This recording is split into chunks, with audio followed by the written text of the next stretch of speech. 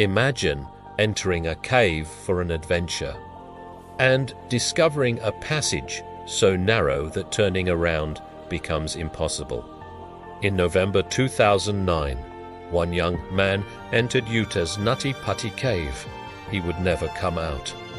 Nutty Putty Cave was a popular cave in Utah, known for its narrow tunnels and challenging passages.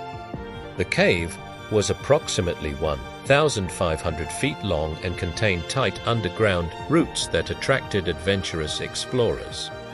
Inside Nutty Putty, some passages were so tight that explorers had to crawl on their stomachs.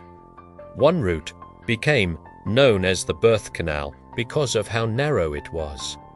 On November 24, 2009, 26-year-old medical student John Edward Jones entered Nutty Putty Cave with family members. What began as an adventure would soon become one of America's most heartbreaking cave accidents.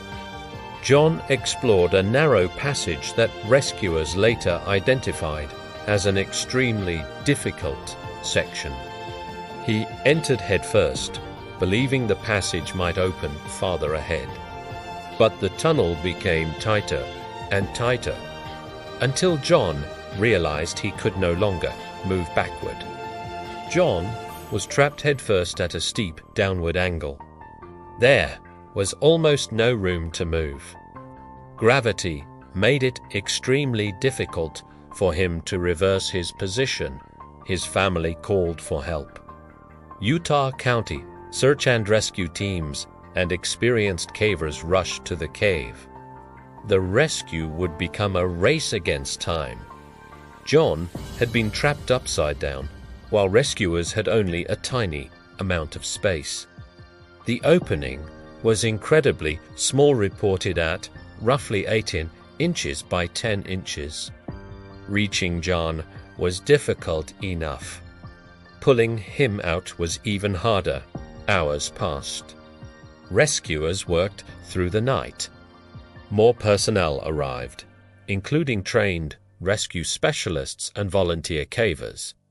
At one point, rescuers managed to move John past a difficult section using a rope and pulley stem. For a moment, it appeared that the rescue might succeed. But then, disaster struck. The rescue system failed, and John fell back into the narrow passage. The team was forced to begin again while time was running out. John had now spent more than a full day trapped.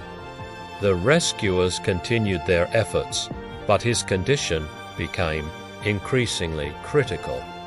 After approximately 27 hours underground, John Jones was pronounced dead.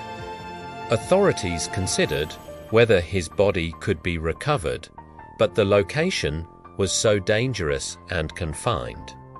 Another rescue attempt could put additional lives at risk.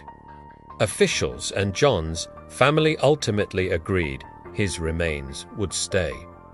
Nutty Putty Cave was then sealed. Today, it is remembered as the final resting place of John Jones. Caving can be an incredible adventure, but underground environments can change quickly. A passage that looks possible to enter may become impossible to escape. One decision, one narrow passage. 27 hours of hope, fear, and rescue efforts. And a tragedy that permanently changed the history of Nutty Putty Cave. Sometimes, the greatest mysteries are not about what is hidden inside them, but about the stories of the people who entered them